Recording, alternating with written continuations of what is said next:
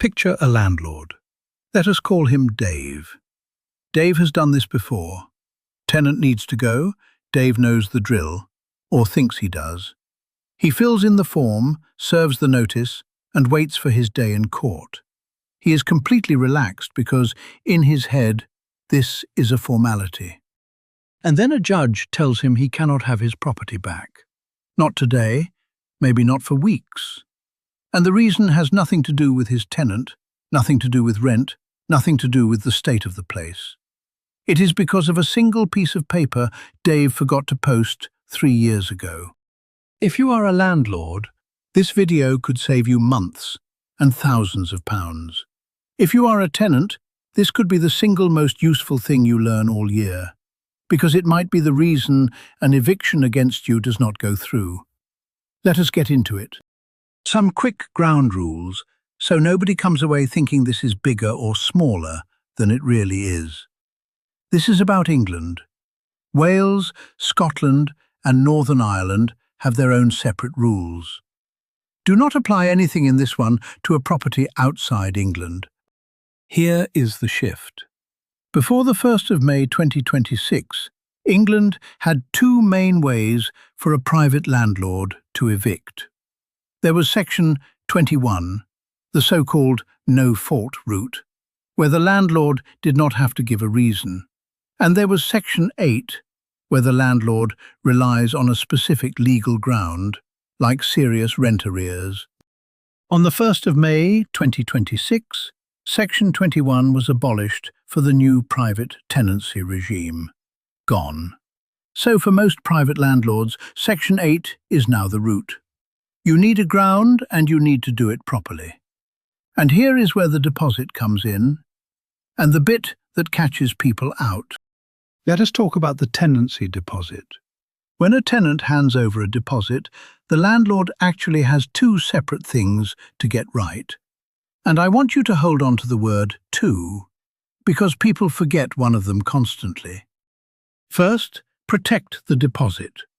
Put it in one of the government-authorised schemes within 30 days of receiving it. Second, and this is the forgotten one, serve the prescribed information. That is, a specific set of details about where the deposit is held and how the tenant gets it back. Protecting the money is not enough on its own. You have to give the tenant the required information as well. In the old world, getting this wrong was mainly a money problem. Yes, a tenant could take you to court for a penalty of 1 to 3 times the deposit. That stings. But if you wanted to evict, you could often sort the deposit out and then go down the Section 21 route anyway. That escape hatch is gone because Section 21 is gone. So in the new world, for a Section 8 notice served on a private tenant on or after the 1st of May 2026, the court cannot make a possession order while any of these are true. The deposit is not held in an authorised scheme. Or the scheme's requirements have not been met. Or the prescribed information was never given to the tenant. In plain English, a deposit slip-up is no longer just a fine waiting to happen. It can stop the eviction itself. That is the headline. But if we stopped there, we would be misleading you, because there are 2 big limits on this, and both of them matter enormously. Limit 1, Part 1. The antisocial behaviour exception. The deposit block does not apply across the board. There is an exception for the antisocial behaviour grounds 7A and 14. So if a landlord is going for possession on those specific grounds, the deposit issue does not save the tenant in the same way. For most ordinary cases, the deposit rule bites, but you need to know that carve-out exists. Limit 1, Part 2, and this is the big one. The breach can be fixed late. This is where a lot of online chatter gets it flat wrong. People say, if the deposit is not protected, the eviction is dead. That is not what the law says. Here is what actually happens. If the landlord had not sorted the deposit out when the notice was served, the court can still make a possession order. as long as the position is put right before the possession order is made. There are a few ways that can happen. The landlord still holds the deposit, but by the hearing can show it is protected in an approved scheme. The scheme's rules are being followed and the prescribed information has been given. Or the landlord has returned the deposit to the tenant in full, or with deductions the tenant has agreed. Or the tenant's own court challenge over the deposit has been resolved, meaning determined, withdrawn, or settled. So the general rule is simple. The fix has to be in place before the order is made. And if the landlord is still holding the deposit at that point, they have to prove the full set at the hearing. Protected, scheme rules followed, prescribed information given. So let us be really clear, because this is the honest version. A deposit mistake does not automatically kill an eviction, and it does not send the landlord back to square one. What it does is create a delay and a hurdle. And separately, it leaves the landlord exposed to that 1 to 3 times deposit penalty the tenant can claim. That penalty does not go away just because the landlord sorted the protection out later. For landlords, the takeaway. If you are staring down a possession claim and you suddenly realize your deposit paperwork is a mess, you may still be able to rescue the possession by putting it right before the order is made.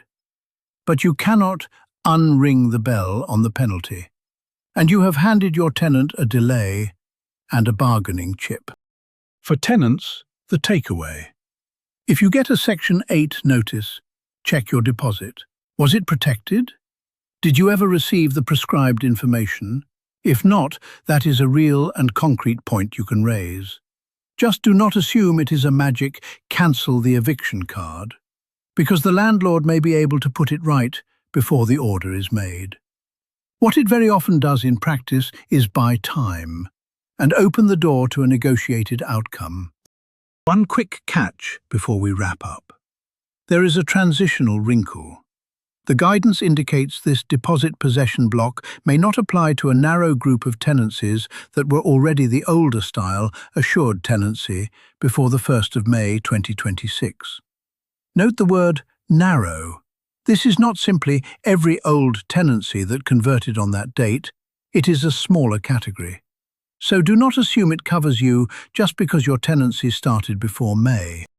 And I will be honest, this specific point is not fully settled between the experts.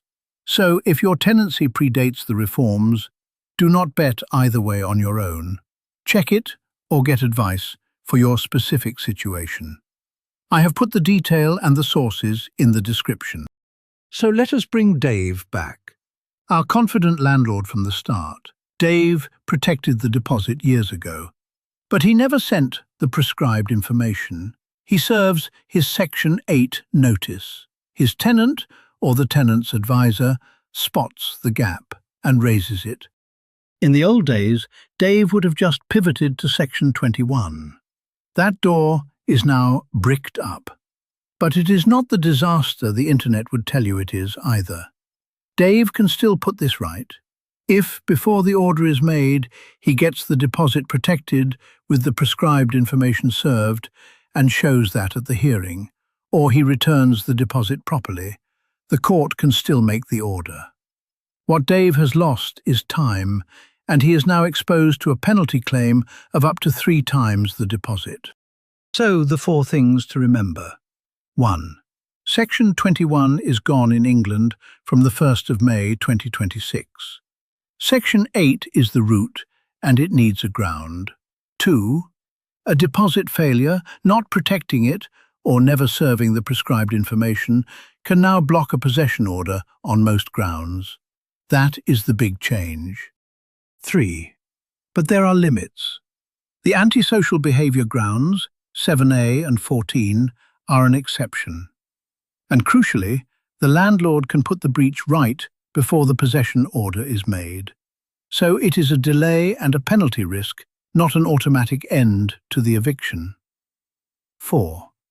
There is a narrow transitional exception for a smaller group of tenancies that were already assured before the 1st of May 2026. It is not fully settled, so treat it with care. Here is the honest bottom line. If you are a landlord, do not treat the deposit as admin you did once and forgot. It now sits right in the middle of your ability to get your property back. Check every tenancy now, protection and prescribed information both, while it is cheap and easy. If you are a tenant, know that your deposit can be a genuine point of leverage if you are facing eviction, so check it and get proper advice before you rely on it. None of this is legal advice, it is a plain English explainer, and the law here is new and still bedding in. If this is happening to you right now, speak to a housing advisor or a solicitor about your specific tenancy. And if it helped, subscribe, because the next person who needs it might be someone you know.